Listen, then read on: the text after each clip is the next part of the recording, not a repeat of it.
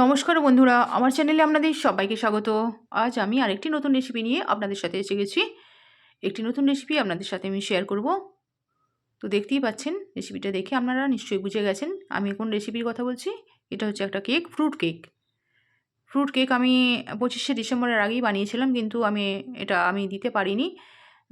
শরীর একটু খারাপ ছিল, সেই জন্য আমি এটা এডিটিং বা আমি আপলোড করতে পারিনি।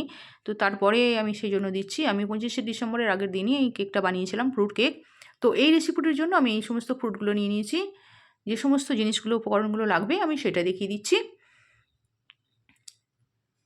আপেল নিয়েছি, কুচি কুচি করে কেটে নিয়েছি। কলা নিয়েছি, খুব কুচি কুচি করে কেটে নিয়েছি। কিশমিশ, ফ্রুট কেকের জন্য কিছু ড্রাই ফ্রুট নিয়েছি, কিশমিশ, কাজু আর আমন্ড। আর এটা হচ্ছে খেজুর গুড় নিয়েছি। খেজুর গুড়টা একদম চিড়ে নিয়েছি, মানে একদম কুচো কুচো করে নিয়েছি। তারপর নিয়েছি অরেঞ্জ জুস, কমলা লেবুর রস, 1 গ্লাস দুধ, বেকিং সোডা, বেকিং পাউডার আর ভেজিটেবল অয়েল আর 1 বাটি আটা। আমি চিনি ছাড়া কিন্তু এটা বানিয়ে দেখাবো ফ্রুট কেক। এতে আমি চিনি ব্যবহার করছি না, আমি খেজুর গুড় ব্যবহার করছি। খেজুর গুড়টা খুব ভালো করে পিষে নিয়েছি। তারপর একটা পাত্র নিয়ে নিয়েছি, বাটিতে আমি 1 বাটি আটা দিয়ে দিলাম। আমি এটা ময়দা ব্যবহার করব না। তারপর আমি খেজুর গুড়টা দিয়ে দিলাম। তারপর অরেঞ্জ জুসটা দিয়ে দিলাম। তারপর সমস্ত ফলগুলো একটা একটা করে সব দিয়ে দিলাম। আপেল কুচো, কলা কুচো সব দিয়ে দিলাম। আর ড্রাই ফ্রুটও কিছু দিয়ে দিলাম। আর ড্রাই ফ্রুট অল্প কয়েকটা আমি রেখে দিলাম ওপরে সাজিয়ে দেবো বলে।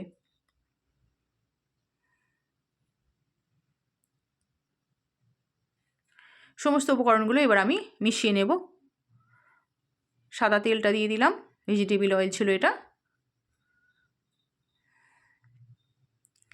একটু বেকিং সোডা দিচ্ছি, একটু বেকিং পাউডার দিচ্ছি।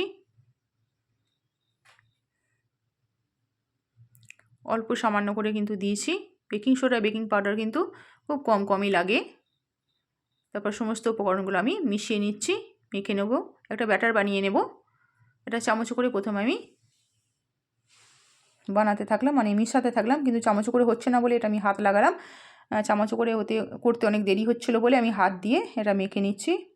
তারপর অল্প অল্প করে দুধ দিয়ে, এটা গরুর দুধ ছিল, গরুর দুধটা আমি আগে থাকতে ফুটিয়ে ঠান্ডা করে রেখেছিলাম।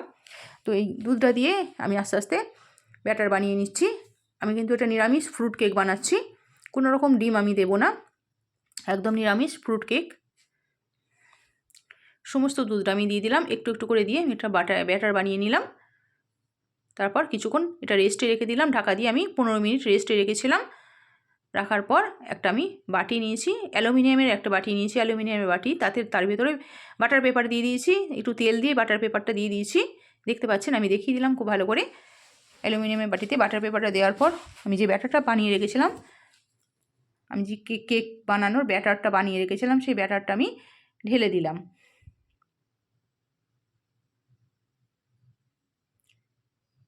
সবটা ঢেলে দিলাম।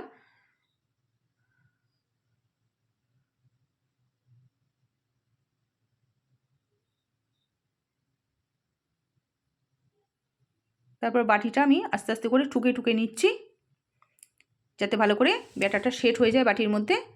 খুব ভালোভাবে আমি ঠুকে ঠুকে নিলাম। তারপর উপরে যে কিছু ড্রাই ফ্রুট আমি রেখে দিয়েছিলাম তখন, সেই ড্রাই ফ্রুটগুলো একটু সাজিয়ে দিচ্ছি ওপর থেকে।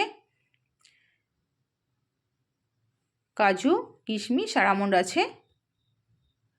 চেরি ফল দিলে ভালো হতো, কিন্তু চেরি ফল আমার কাছে তখন সেই মুহূর্তে ছিল না, তাই চেরি ফলটা দেওয়া হলো না।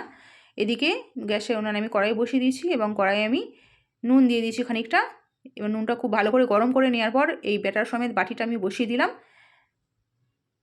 স্ট্যান্ড ফ্যান কিছু আমি দিইনি, স্ট্যান্ড দেওয়ার দরকার নেই। আমি নুনের ওপরই আমি বাটিটা বসিয়ে দিলাম এবং একটা ঢাকা দিয়ে দিলাম, একটা থালা আমি ঢাকা দিয়ে দিলাম। আধা ঘন্টা রেখেছিলাম, আধা ঘন্টা পর খুললাম। মিডিয়াম টু লো ফ্লেমে রেখেছিলাম। কোনো সময় আঁচটা একটু বাড়িয়েছি, আবার কমিয়েছি, মানে হাই ফ্লেম করিনি, হাই হিট ফ্লেম আমি করিনি, মিডিয়াম ফ্লেমে কিন্তু আমি এটা কেকটা বানিয়েছি। আমি একটা কাঠি দিয়ে দেখিয়ে দিলাম কেকটা কতটা ফুলে গেছে, এবং একটা কাঠি দিয়ে আমি দেখছি কেকটা ঠিকমতো হয়েছে কি না। এই যে কাঠিটা একদম বসিয়ে দিয়েছি, কাঠিটা তুলে দেখাচ্ছি। কাঠিটাতে একটুও কিন্তু লাগেনি, যদি লাগতো তাহলে কিন্তু এটা হয়নি। মানে পুরোপুরি কেকটা আমার রেডি হয়ে গেছে। কেকটা আমি এবার নামিয়ে নিলাম। এখন হালকা গরম আছে, একটু সামান্য ঠান্ডা করে এরপর আমি ঢেলে নিচ্ছি। একটা প্লেট দিয়ে দিলাম, একটা প্লেটে উপর করে একদম উল্টে দিলাম, উপর করে আমি ঢেলে নিলাম। খুব ইজিভাবে বেরিয়ে গেছে, আমায় কোনো রকমভাবে কিছু করতে হয়নি। একদম প্লেটটা দিলাম আর বেরিয়ে চলে আসলো। পিছনে যে কাগজগুলো দেওয়া ছিল, বাটার পেপার দেওয়া ছিল, সেটা আস্তে আস্তে করে আমি তুলে দিচ্ছি, পরিষ্কার করে নিচ্ছি। কাগজগুলো তুলে আমি, দেখতে পাচ্ছেন কেকের কালারটা কত সুন্দর হয়েছে। আমি কিন্তু কোকো পাউডার বা কোনো কিছু দিইনি, এটা দিয়েছিলাম খেজুর গুড়, তার জন্য কালারটা এত সুন্দর হয়েছে এবং খেতেও খুব সুন্দর। নিরামিষ ফ্রুট কেক কত সহজে আমি বানিয়ে ফেললাম। বন্ধুরা, আমার চ্যানেলটিকে সাবস্ক্রাইব করবেন এবং আমার পাশে থাকবেন। আমার ভিডিওটাকে এতক্ষণ পর্যন্ত দেখার জন্য অনেক অনেক ধন্যবাদ, অনেক অনেক ভালোবাসা আপনাদের। সবাই ভালো থাকবেন, সুস্থ থাকবেন।